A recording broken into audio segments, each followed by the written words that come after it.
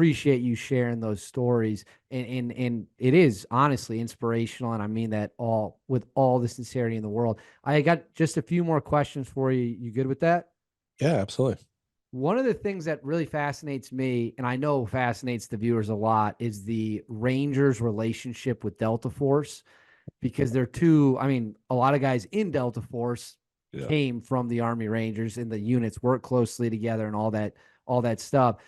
What is, from your perspective, when Army Rangers look at guys in Delta Force, especially young Rangers, guys who maybe been in the Rangers for just a few years, what Yeah. is the perception young Army Rangers have of dudes that go to Delta Force?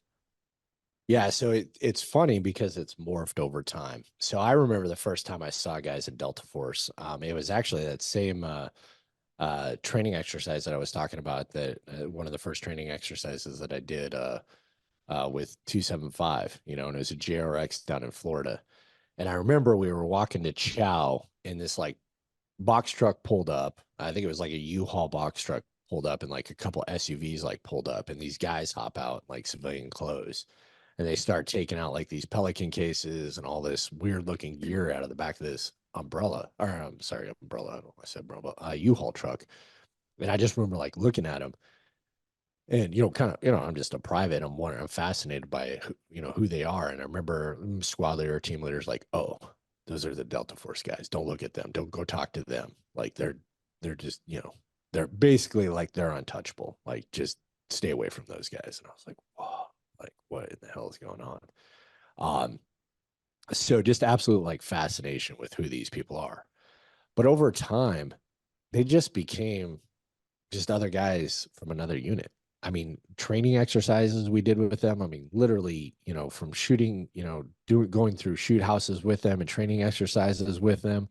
Like I did an entire training event for like 2 weeks with Greg Birch, who's like this mythical Ranger leader and Delta Force guy that everybody talks about. At the time, I didn't know who he was. I was just a team leader, and he was just like he's probably like I don't know. He was probably just a team sergeant major. I don't remember who he was, but or what position he had at the time. But we just like did this like 2 week training event, this advanced marksmanship training event that they came out to like teach us, and it was a bunch of guys from Delta Force. Um, we just did this training event, and then, like by the end, they're like, hey. They're just like us. They just have more training. They've been doing this longer. They're more focused. They're more disciplined. They obviously have a selection that you know, continues to add to the level of separation and the caliber of individuals. Then you take deployments. I mean, man, I got story after story of sitting there just toe to toe, clearing rooms, clearing freaking palm groves, freaking dragging guys out of Humvees and helicopters and everything else, and watching Delta Force guys bust their ass and us sitting there laughing at them, like. I mean, I literally remember one, this cool, this guy, and he was kind of an arrogant guy. He's sitting there, trying to be all cool guy, like hop across this freaking ditch, and he totally his back foot slipped and he lands in the ditch. And and I tell two of my guys like, hey, go get him out, because he couldn't like get out because the water was too deep and everything else, and they like fish him out.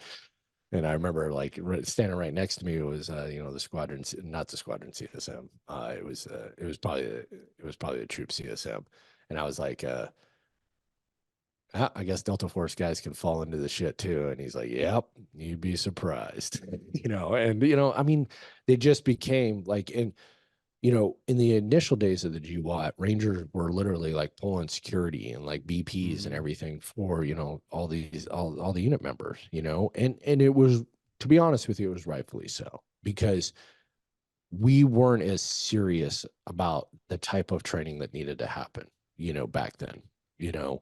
But then as GWET went on and we did training rotations, we became hyper focused on the things that we needed to do in Iraq and Afghanistan, and we got better.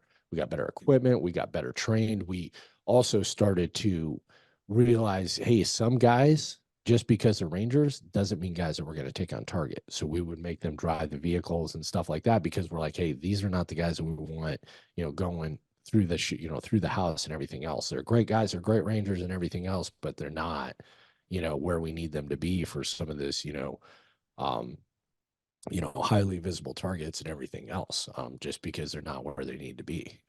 So as time went on, it just, hey, we're just, and then, you talk about Stan McChrystal, General McChrystal, he really, really he was the guy that added, the accelerant into that, because he was like, we need to pressure the networks. Therefore, we need more strike forces. Therefore, the Rangers are no longer in a support role.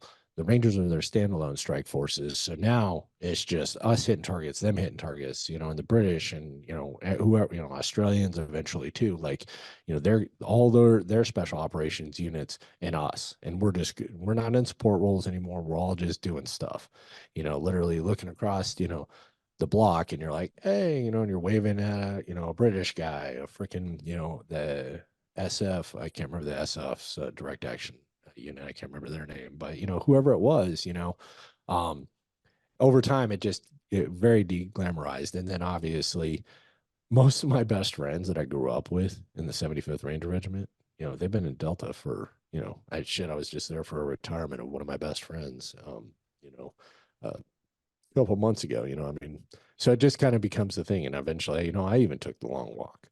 And unfortunately I wasn't successful, but so you became more comfortable. You realize they're not quite as special, but at the same time, I will say anybody that has taken the long walk or, didn't, they still, don't get me wrong, like have a level of admiration, because obviously they did something that we weren't able to do, and they are above a level that we're at. And you have to be humble enough to realize that.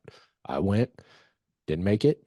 Therefore, they're better than Well, don't sell yourself short. Come on now. me. Don't do that. I mean, you got to admit it, obviously they had something I didn't. So, Was there one thing that slipped you up in selection that kind of was what did it yeah. for you? Yeah, honestly, it was just it was one thing, and it was just feet care. I just got to a point where I literally just couldn't even walk on my feet. And but that even within itself is a fucking excuse. I mean, there's guys that finished with broken legs and ankles, and they still made it. So combined with that, with some things that I was in my head about at the time, I didn't make the time.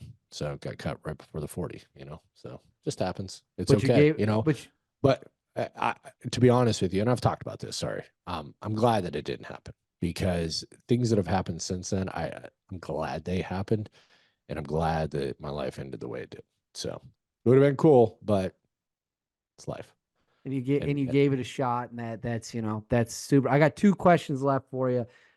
You were talking right away at the start of this podcast about speaking out, guys sharing stories, how that really, a lot of guys from World War II or maybe Korea, they didn't really talk about it. Obviously, you have a podcast.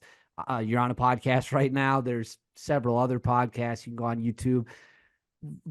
There is a bit of a debate, especially in the tier one community, about whether or not it's appropriate for veterans from those units to do podcasts. There's been a lot of issues. I can tell you more about it when we turn the camera off. But do you feel that, where do you think the line should be drawn? Like, you've been a little coy about things in this interview.